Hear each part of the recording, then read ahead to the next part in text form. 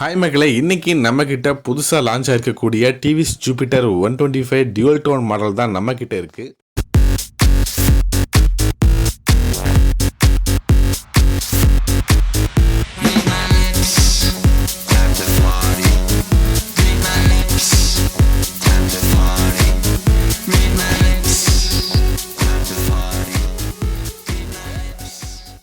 வண்டி மொத்தமாக 2 விதமான கலர் ஆப்ஷனில் அவைலபிள் இருக்குது. ஒன்று ஐவரி கிரே, இன்னொன்று ஐவரி ப்ரௌன். நம்மகிட்ட இருக்கக்கூடியது ivory grey colour. Dual tone அப்படிங்கிறது பார்த்திங்க அப்படின்னா வேறு ஒன்றும் இல்லை, ஒயிட்டு அதே மாதிரி கிரே, இந்த மாதிரி 2 விதமான கலர் ஆப்ஷனில் கொடுத்துருக்காங்க. ஸோ அதான் டியூவல் டோன் அப்படிங்கிற மாதிரி மென்ஷன் பண்ணுறாங்க. இதே மாதிரி உள்ள இன்டீரியர்ஸ் எல்லாம் பார்த்தீங்கன்னா பீச் கலரில் வந்து டிசைன் வந்து பண்ணியிருக்காங்க. சீட்டுமே பார்த்தீங்கன்னா பிளின் ரெஸ்ட்டோட வந்து அட்டாச் பண்ணியிருக்காங்க. உண்மையிலுமே சீட் குஷனிங் அப்படிங்கிறது ரொம்பவே சூப்பராக இருந்தது. நான் ஓட்டி பார்த்த வரைக்கும் சீட் குஷனிங் அப்படிங்கிறது ரொம்பவே பெட்டராகவே வந்து டிசைன் பண்ணியிருக்காங்க. கம்ஃபர்ட்டும் நல்லா இருக்குது. வண்டியில் மெட்டல் மேக்ஸ் பாடி கொடுத்துருக்கோம் அப்படிங்கிற மாதிரி வந்து சொல்லியிருக்காங்க. வேறு ஒன்றும் இல்லை, இதுக்கு முன்னாடி ஃப்ரண்ட் ஃபெண்டர் சைட் டோர் 2 மட்டும்தான் பார்த்தீங்கன்னா மெட்டலில் இருந்துச்சு. இப்போது இந்த ஃப்ரண்ட்டில் ஒயிட் கலர் பேனல் கொடுத்துருக்காங்க இல்லையா, எங்கேயுமே பார்த்தீங்க அப்படின்னா 2 சைட்லையுமே வந்து மெட்டல்ஸ் தான் யூஸ் பண்ணியிருக்கோம் அப்படிங்கிற மாதிரி வந்து சொல்லியிருக்காங்க. மெட்டல் யூஸ் பண்ணனால இன்னுமே கொஞ்சம் ஸ்ட்ராங்காகவே இருக்கும். அதே மாதிரி வெயிட் அதிகமாக இருக்குமான்னு கேட்டிங்கன்னா பெருசாக அந்தளவுக்குலாம் அந்த வெயிட்டில் அதிகமாக இருக்காது. இந்த ஜூபிட்டர் 125 OBD2B அப்டேட்டோட தான் வந்து லான்ச் பண்ணியிருக்காங்க. இந்த வண்டியில் இது போக பார்த்தீங்க அப்படின்னா ஐகோ அசிஸ்ட் அப்படின்னு சொல்லிட்டு ஒரு ஃபீச்சரை வந்து ஆட் பண்ணியிருக்காங்க.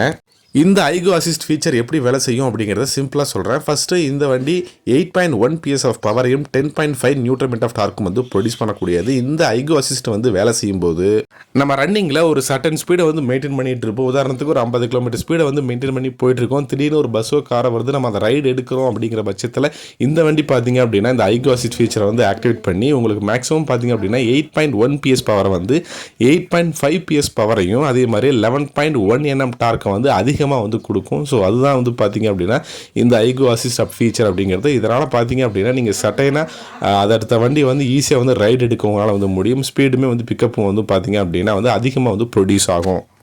அடுத்து இந்த வண்டியில் முக்கியமான அப்டேட் அப்படின்னு பார்க்குறப்ப இந்த வண்டியோடைய கிளஸ்டர் தான். ரிவர்ஸ் எல்சிடி கிளஸ்டரோட வந்து கொடுத்துருக்காங்க. நீங்கள் டிவிஎஸ் ரைடரில் பார்த்துருப்பீங்க, அதே மாதிரியான ஒரு கிளஸ்டர் தான் வந்து இங்கேயும் வந்து கொடுத்துருக்காங்க. இந்த வண்டியில் ஈகோ பவர் அப்படிங்கிறதெல்லாம் வந்து பார்க்க முடியுது. இது போக அந்த ஐகோ அசிஸ்ட் ஃபீச்சர் வந்து வேலை செய்யும் போது ஐகோ ரெடி அசிஸ்ட் வந்து ஒர்க் ஆகுது அப்படிங்கிற மாதிரியெல்லாம் நமக்கு வந்து இன்டிமேட் வந்து பண்ணுது. இதில் வந்து ப்ளூடூத் கனெக்டிவிட்டிக்கான ஆப்ஷனுமே வந்து இன்பில்ட்டாக வந்து கொடுத்துருக்காங்க. கால் SMS அலர்ட்ஸ் அதே மாதிரி 10x10 நேவிகேஷன் அசிஸ்ட் இது எல்லாத்தையுமே பார்த்தீங்கன்னா மீட்டர் வழியாக நம்ம வந்து ஆக்சஸ் வந்து பண்ணிக்க முடியுது. நல்ல ஒரு டீட்டெயில்டிங்கான மீட்டர் செட்டப் தான் பார்த்தீங்க அப்படின்னா இந்த டிவிஎஸ் ஜூபிட்டர் 125 வந்து கொடுத்துருக்காங்க. இந்த வண்டியில் இது போக சுவிட்சஸுமே நல்ல ஒரு ப்ரீமியமான குவாலிட்டியில் தான் இருக்குது. ஸோ லெஃப்ட் சைடை பொறுத்த வரைக்கும் லோ பீம் ஹை பீம் சுவிட்ச் இருக்குது, இண்டிகேட்டர் சுவிட்ச், ஹாரன் சுவிட்ச். ரைட் சைடில் பார்த்தீங்க அப்படின்னா அந்த start and stop go technology, அதாவது டிராஃபிக்கில் ஒரு 10 செகண்ட் இருப்போம், ஆட்டோமேட்டிக்காக வந்து ஆஃப் ஆகிடும். ஸோ அந்த டெக்னாலஜிக்கான சுவிட்சும் கொடுத்துருக்காங்க. அசாட் லேம்ப் இருக்குது, செல்ஃப் சுவிட்ச் கொடுத்துருக்காங்க. சுவிட்சஸுமே நல்லா ப்ரீமியமாக தான் வந்து டிசைன் பண்ணியிருக்காங்க. வண்டியில் ஹெட்லாம்ப் அப்படிங்கிறது எல்இடியில் தான் வருது. இண்டிகேட்டர்ஸ் ரெண்டுமே ஹாலஜனில் வருது. வித் எல்இடி டிஆரோட பார்த்தீங்க அப்படின்னா வந்து கொடுக்குறாங்க. வண்டியில் ஃபியூல் டேங்க் அப்படிங்கிறது வந்து பார்த்தீங்க அப்படின்னா ஃப்ரண்ட்லேயே வந்து வந்துடுது. ஒரு எக்ஸ்டர்னல் ஃபியூல் ஃபில்லிங் செட்டப் மாதிரி தான். இந்த வண்டியோட டேங்க் கெப்பாசிட்டியை பொறுத்த வரைக்கும் 5.1 லிட்டர் பார்த்தீங்கன்னா கொடுக்குறாங்க. ஸோ நீங்கள் டேங்க் ஓப்பன் பண்ணுறதுக்கு எப்பவும் போல் ஆஃபில் வச்சு ரைட்டில் டர்ன் பண்ணிங்கன்னா ஆக்சுவலாக வந்து பார்த்தீங்கன்னா டேங்க் வந்து ஓப்பன் ஆகிடுது.